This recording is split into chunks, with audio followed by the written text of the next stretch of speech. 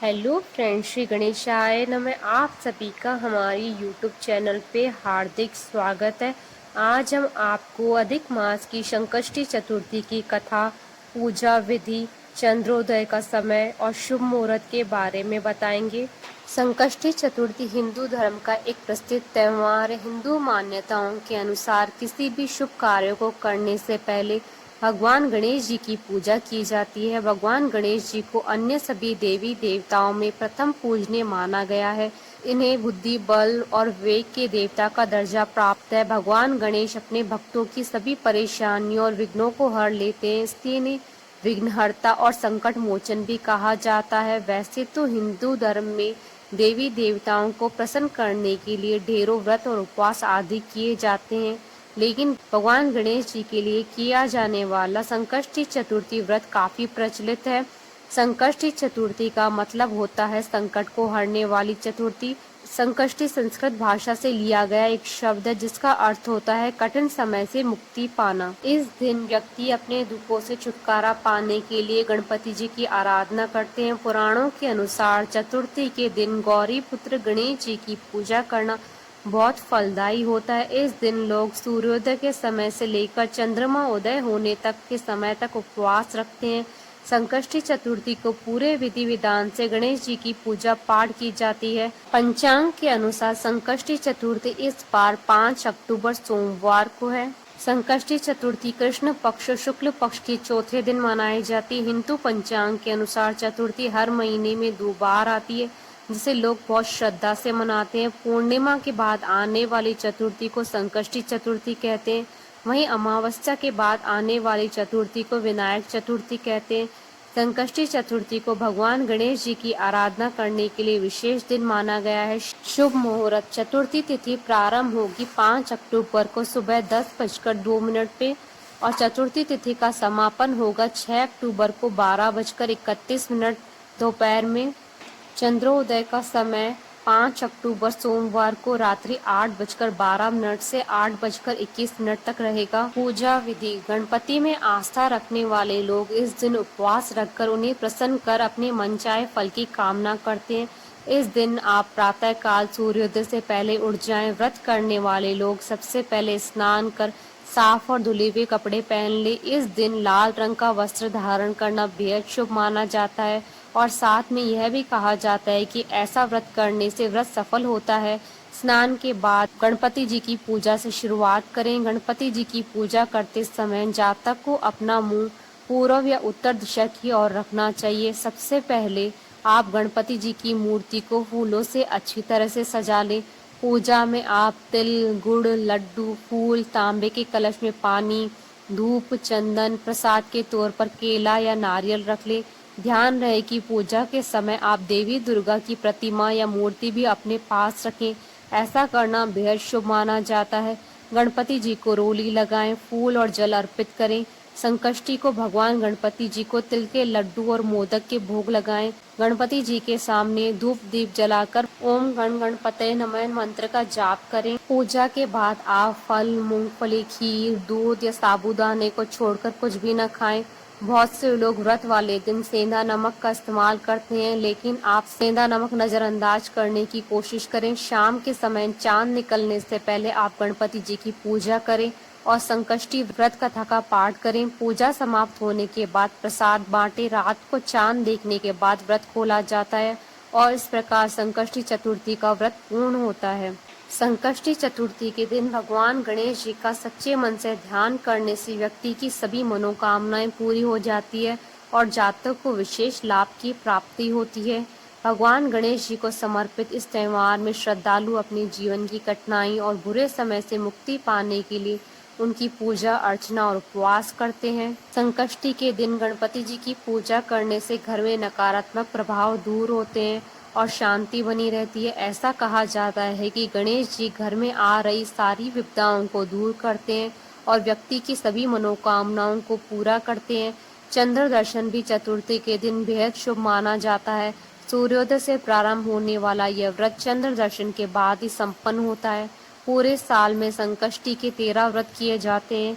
सभी व्रत के लिए एक अलग व्रत कथा है। अधिक मास संकष्टी चतुर्थी व्रत कथा चंद्रसेन नामक राजा की कथा स्कंद कुमार कहते हैं कि समस्त ऋषियों, आप लोग पुराण में वर्णित मंगलदायिनी कथा को सुनिए, जिसमें भगवान गणेश जी के व्रत के महात्म्य का जिस प्रकार से वर्णन किया गया है। हे द्विजवरों, जिस समय पांडु पुत्रों को वनवास हुआ, वे सब धर्मपरायण और कृष्ण की उपासना करते थे। एक समय की बात है कि अपनी इच्छा से भ्रमण करते हुए व्यास जी उन लोगों की कुटिया पर आए। व्यास मुनि को देखकर सभी करबद्ध हो गए, उनके सम्मुख खड़े हो गए और कहने लगे कि आपके दर्शन कर हम लोग धन्य हुए, साथ ही ये हमारी कुटिया भी।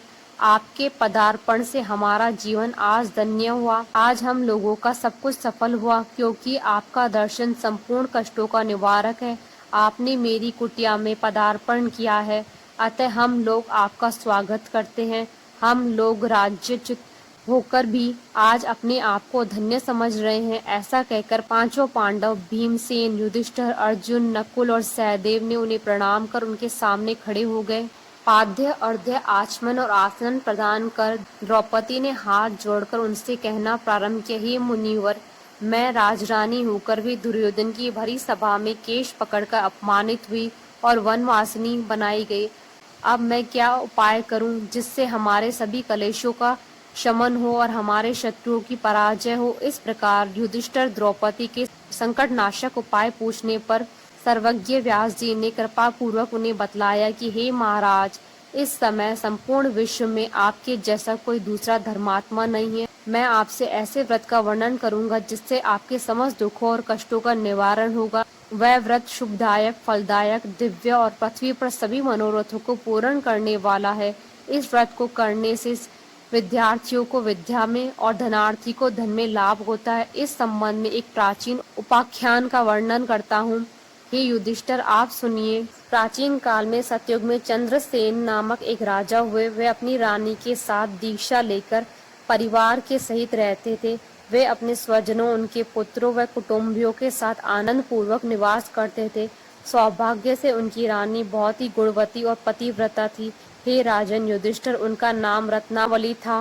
वह पतिव्रत का पालन करने वाली थी। स्कंद कुमार जी कहते हैं कि हे मुनिवरों, राजा और रानी में परस्पर प्रगाढ़ प्रेम था। एक समय देव योगों से शत्रुओं ने उनके राज्य को हस्तगत कर लिया। शत्रुओं ने राजा के कोष पर अधिकार करने के साथ ही सेना पर भी आधिपत्य जमा लिया। राजा का साथ अपने भाई बंधुओं से छूट गया। राज्य भ्रष्ट होकर राजा अपनी रानी रत्नावली के साथ वन में चले गए। एक ही वस्त्र में लिपटे वे दंपति भूख प्यास से विकल हो गए। हे युधिष्ठिर, रानी रत्नावली के साथ राजा अकेले वन में भटकने लगे। क्षुधा पिपासा से पीड़ित होकर वन में चलते चलते सूर्यास्त हो गया। उस भयंकर वन में शेर, बाघ, चकवा, बगुला, कोयल और सारस रहते थे। रानी के पैर में कांटा चुभ जाने से राजा को महान कष्ट का अनुभव हुआ। उस वन में घूमते हुए राजा ने प्रातः काल महर्षि मार्कंडेय को दूर से ही देखा। धीरे धीरे चलकर वे दोनों वहां तक पहुंचे और दंडवत प्रणाम किया। उनकी पत्नी ने श्री मुनि को बारंबार प्रणाम किया। वन में विराजमान तपस्वी एवं जितेंद्रिय मुनि मार्कंडेय जी से हाथ जोड़कर राजा ने पूछा कि हे पूज्यवर, मैंने पूर्व जन्म में ऐसा कौन सा पाप किया था जिससे मेरी राज्य लक्ष्मी शत्रुओं द्वारा छीन ली गई। मार्कंडेय मुनि ने उत्तर दिया कि हे राजन, आप अपने पूर्व जन्म के वृतांत को सुनिए। मैं बतला रहा हूँ। एक बार आखिर शिकार के लिए आप गहन वन में चले गए। हिरण, चीते और खरगोश का शिकार करते करते उस वन में रात हो गई और अधिक मास की चतुर्थी आ गई। उस वन में आपने एक सुंदर सरोवर देखा और उसके किनारे लाल रंग की साड़ी पहने हुए नाग कन्याओं को देखा। वे सभी गणेश जी की पूजा कर रही थी। यह देखकर आपको बड़ा आश्चर्य हुआ। आपने वहां पहुंचकर बड़ी नम्रता पूर्वक पूछा कि हे स्वर्गगामिनी देवियों, गणेश जी की पूजा कैसे करनी चाहिए, मुझे बतलाइए। हे ललनाओं, इसका प्रभाव बताइए, क्योंकि मैं भी पूजन करना चाहता हूँ। नाग कन्याओं ने उत्तर दिया कि आप गणेश जी की पूजा कीजिए, इससे समस्त सिद्धियां प्राप्त होती है और नित्य ही शांति, पुष्टि, सुख, संतान एवं धन की वृद्धि होती है। राजा ने पूछा कि हे महिलाओं, गणेश जी की पूजा किस महीने में और किस तिथि को करनी चाहिए, इसमें किस वस्तु का दान देना चाहिए, इसकी पूजन विधि बताइए, आप मुझसे कहिए। नाग कन्याओं ने उत्तर दिया कि हे राजाधिराज, अधिक मास की कृष्ण पक्ष की चतुर्थी को चंद्रोदय होने पर विधि सहित विघ्न विनाशक गणेश जी की पूजा करनी चाहिए। अपनी सामर्थ्य के अनुसार भक्ति भाव से पूजन करें। गणेश जी को पंचामृत से नहलाकर लाल पुष्प चढ़ावे। गंध पुष्प धूप दीप नैवेद्य धूप 2 वस्त्र सुगंधित द्रव्य चढ़ावे। चीनी घी से बने हुए 15 लड्डू भोग के लिए बनावे। उसमें से 5 लड्डू गणेश जी को अर्पण करें और 5 ब्राह्मण को दान दे दे। कुंवारी कन्याओं को पहले देकर बाद में स्वयं भोजन करें। गणेश जी की प्रसन्नता के निमित्त समस्त सामग्री गणेश जी को अर्पित करें। तत्पश्चात पौराणिक कथाओं को सुने। ऐसा करने से मनुष्य की सभी मनोकामनाएं पूर्ण होती है एवं समस्त सिद्धियां प्राप्त होती है। गणेश जी की पूजन की यही विधि है। नाग कन्याओं की बातें सुनकर राजा ने उन्हें बारंबार नमस्कार किया। इस प्रकार राजा ने गणेश जी के व्रत का मन में संकल्प करके सरोवर के तट पर जाकर गणेश जी का ध्यान किया और वहां से चले गए। इसके प्रभाव से गणेश जी आप पर प्रसन्न हो गए और आपको पुत्र स्त्री धन धान्य आदि से पूर्ण कर दिया। आपके महल में रत्नों के हार स्वर्ण गो हाथी व घोड़ों का अभाव न रहा।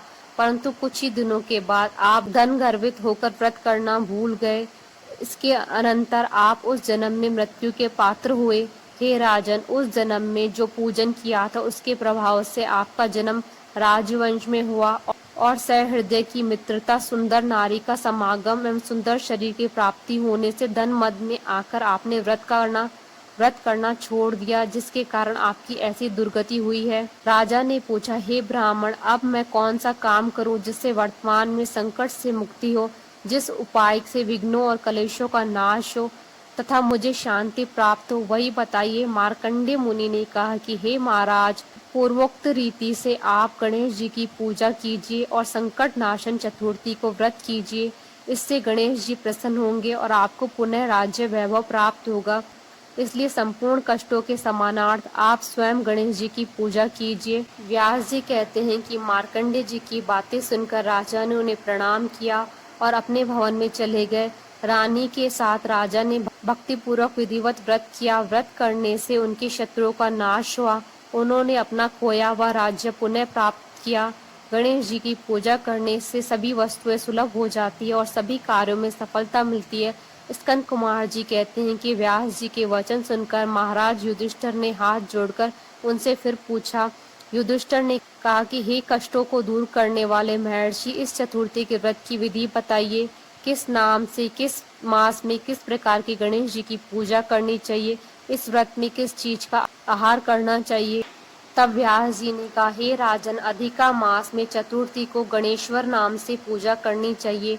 लाल कनेर के फूल चढ़ाकर लड्डू आदि का भोग लगावे।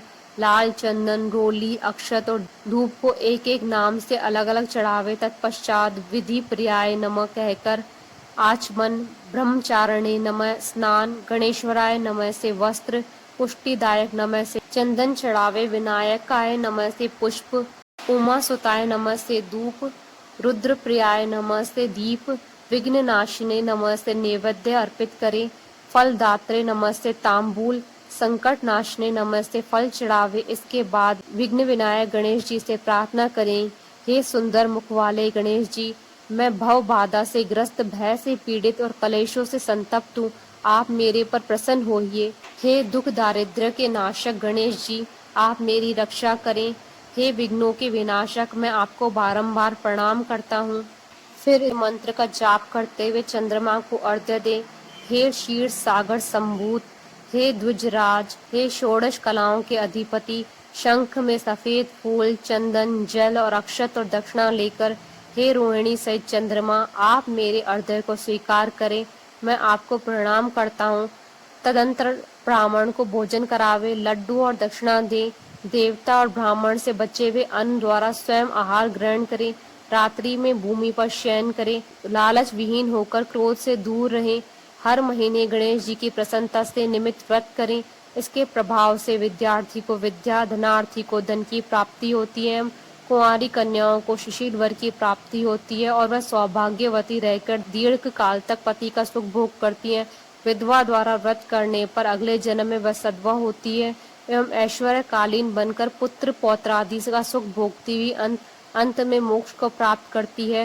संतानहीन को संतान की प्राप्ति होती है और रोगी का रोग निवारण होता है। भयभीत व्यक्ति भय रहित होता है और बंधन में पड़ा हुआ मुक्त हो जाता है। व्यास जी कहते हैं कि हे राजन, इस प्रकार आप भी व्रत कीजिए। इस संकट नाशन चतुर्थी व्रत करने से गणेश जी की कृपा से अपने राज्य को पुण्य हस्तगत कर लेंगे। जो मनुष्य भक्ति भाव से इस मंगलदायिनी पौराणिक कथा को सुनते हैं या पढ़ते हैं, उन्हें परम सिद्धि सुख लोकोत्तर वैभव की उपलब्धि होती है। हे महाधिराज, आपके प्रश्न के अनुसार मैंने संपूर्ण मनोरथ को पूर्ण करने वाले इस संकट नाशक गणेश चतुर्थी का विवरण सुनाया। संपूर्ण मनोरथों को पूर्ण करने वाले इस संकट नाशक गणेश चतुर्थी का विवरण सुनकर राजा युधिष्ठिर ने इस व्रत को किया। इसके प्रभाव से उन्होंने संपूर्ण शत्रुओं को रणभूमि में परास्त करके भारतवर्ष का राज्य अपने अधीन कर लिया। बोलिए गणपति महाराज की जय। आशा करती हूँ कि आपको गणेश चतुर्थी की कथा, पूजा विधि और शुभ मुहूर्त का ये वीडियो पसंद आया होगा। तो आप इस वीडियो को अधिक से अधिक लाइक और शेयर कीजिएगा ताकि सभी भक्तों को इस वीडियो का लाभ प्राप्त हो सके। आप हमारे चैनल को सब्सक्राइब जरूर कीजिएगा अगर अब तक नहीं किया है तो, ताकि आप और हम कनेक्टेड रहें। श्री गणेशाय नमः।